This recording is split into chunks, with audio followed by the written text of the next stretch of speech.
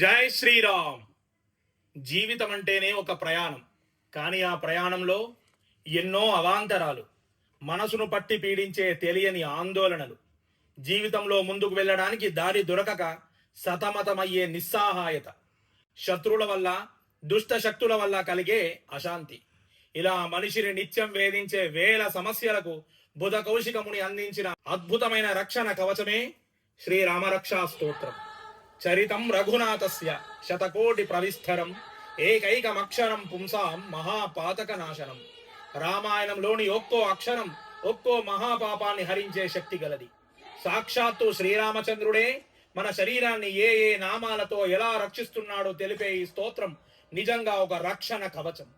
శిరస్సున రాఘవుడు, కాలభాగంన దశరథాత్మజుడు, మన కళ్ళను కౌసల్య తనయుడు, చెవులను విశ్వామిత్ర ప్రియుడు రక్షణ కవచమై నిలిచారు.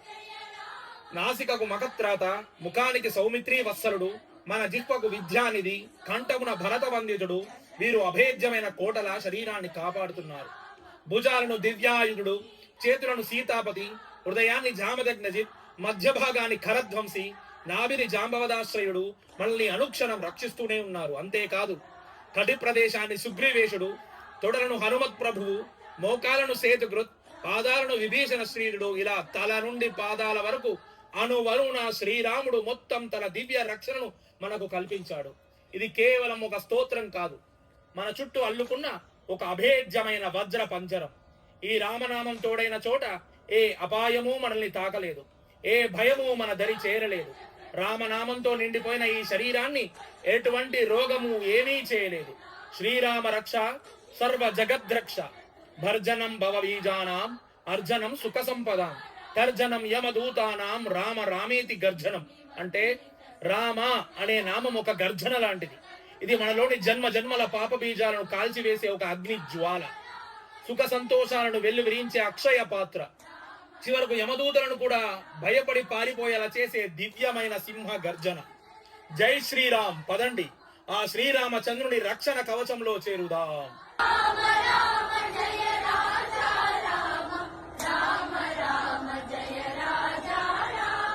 అస్య శ్రీరామరక్షాస్తోత్రమంత్రస్య బుధకౌశికఋషిః శ్రీసీతారామచంద్రో దేవతా అనుష్ఠుప్ ఛందః సీతాశక్తిః శ్రీమద్ హనుమాన్ కీలకం శ్రీరామచంద్ర ప్రీత్యర్థే రామరక్షాస్తోత్రజపే వినియోగః.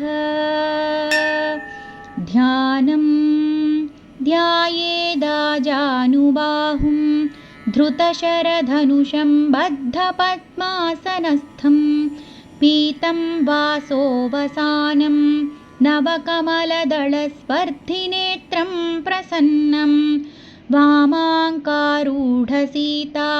ముఖకమలమిలల్లోచనం నీరదాభం నానాలంకారదీప్తం దధమురుజటామండలం రామచంద్రం. చరితం రఘునాథస్య శతకోటి ప్రవిస్తరం ఏకైకమక్షరం పుంసాం మహాపాతకనాశనం.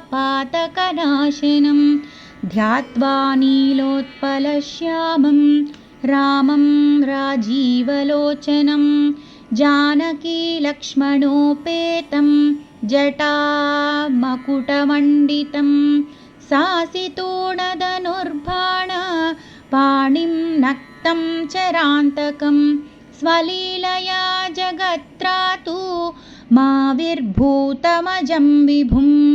రామరక్షాం పఠేత్ ప్రాజ్ఞః పాపగ్నిం సర్వకామదాం శిరో మే రాఘవః పాతు ఫాలం దశరథాత్మజః కౌసల్యేయో దృశౌ పాతు విశ్వామిత్రః ప్రియః శ్రుతి ఘ్రాణం పాతు మఖత్రాత ముఖం సౌమిత్రివత్సలః జిహ్వాం విద్యానిధిః పాతు కంఠం భరతవందితః స్కందౌ దివ్యాయుధః पातु भुजौ भग्नेशकार्मुकः करौ सीतापतिः पातु हृदयं जामदग्न्यजित् मध्यं पातु खरध्वंसी नाभिं जाम्बवदाश्रयः सुग्रीवेशः कटिं पातु सक्दिनी हनुमत्प्रभुः ऊरूरघुत्तमः पातु रक्षः कुलविनाशकृत् जानुनी सेतुकृत् पातु जङ्घे दशमुखान्तकः पादौ विभीषणश्रीद पातु रामोऽखिलं वपुः एतां रामबलोपेतां रक्षां यः सुकृती पठेत् सचिरायुः सुखी पुत्री विजयी विनयी भवेत् पातालभूतलव्योमचारिणश्चद्मचारिणः न द्रष्टुमपि शक्तास्ते रक्षितं रामनामभिः रामेति रामभद्रेति रामचन्द्रेति वा स्मरन् नरो न लिप्यते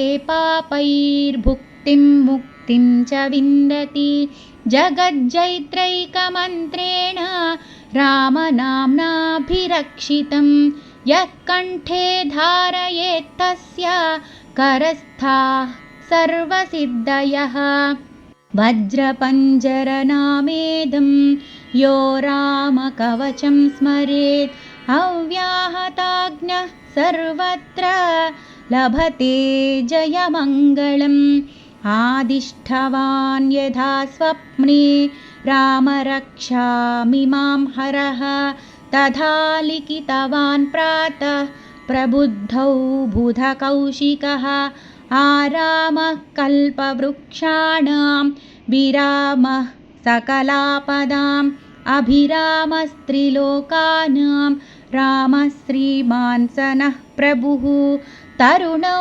रूपसम्पन्नौ सुकुमारौ महाबलौ पुण्डरीकविशालाक्षौ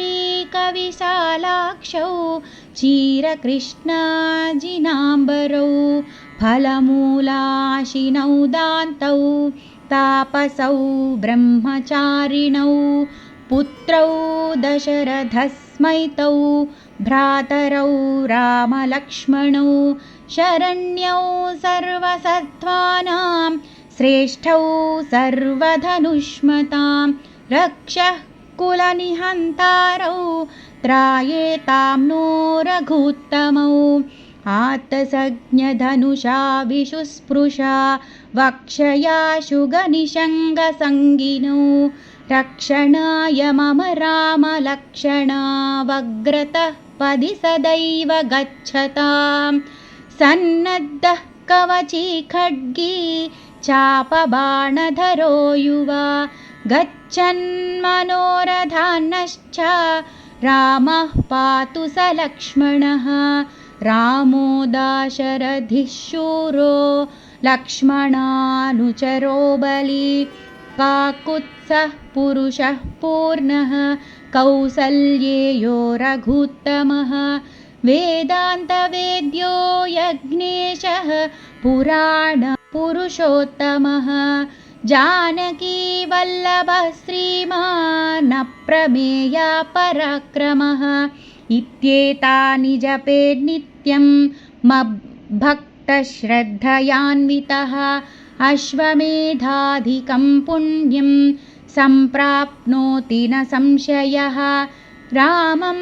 दूर्वादळश्यामं पद्माक्षं पीतवाससं स्तुवन्ति नामभिर्दिव्यैर्न ते संसारिणो नरा रामं लक्ष्मणपूर्वजं रघुवरं सीतापतिं सुन्दरं काकुत्सं करुणार्णवं गुणनिधिं विप्रप्रियं धार्मिकं राजेन्द्रं सत्यसन्धं दशरथतनयं श्यामलं शान्तमूर्तिं वन्दे लोकाभिरामं रघुकुलतिलकं राघवं रावणारिं रामाय रामभद्राय रामचन्द्राय वेधसे रघुनाथाय नाथाय सीतायाः पतये नमः।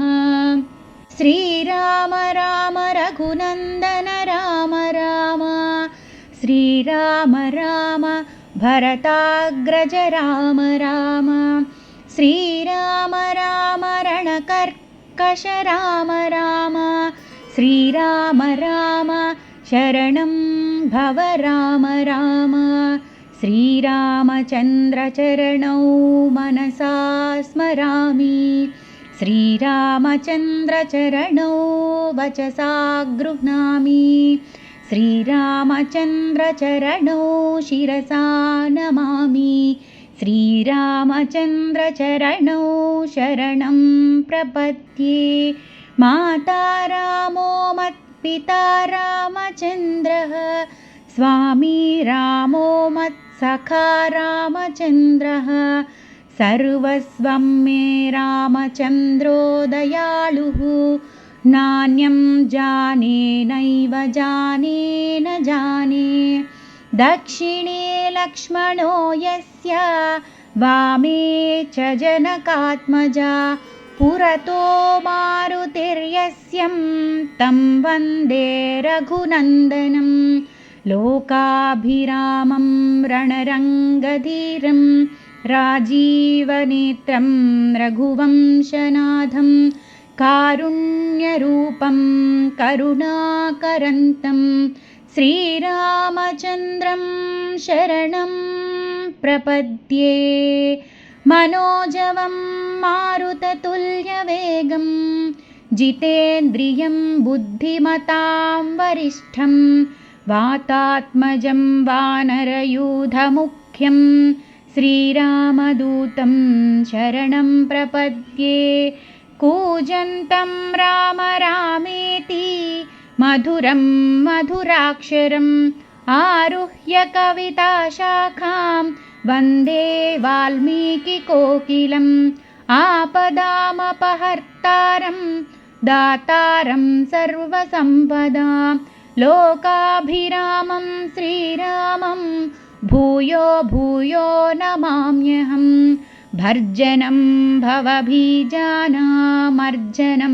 सुखसम्पदां तर्जनं यमदूतानां राम रामेति गर्जनं रामो राजमणिः सदा विजयते रामं रमेशं भजे रामेणाभिहता विशाचरचमू रामाय तस्मै नमः रामान्नास्ति परायणं परतरं रामस्य दासोऽस्म्यहं रामे चित्तलयः सदा भवतु मे भो राम मामुद्धर श्रीराम राम रामेति रमे रामे मनोरमे सहस्रनाम तत्तुल्यं रामनाम वरानने इति श्रीबुधकौशिकमुनिविरचितं श्रीरामरक्षास्तोत्रं सम्पूर्णम्।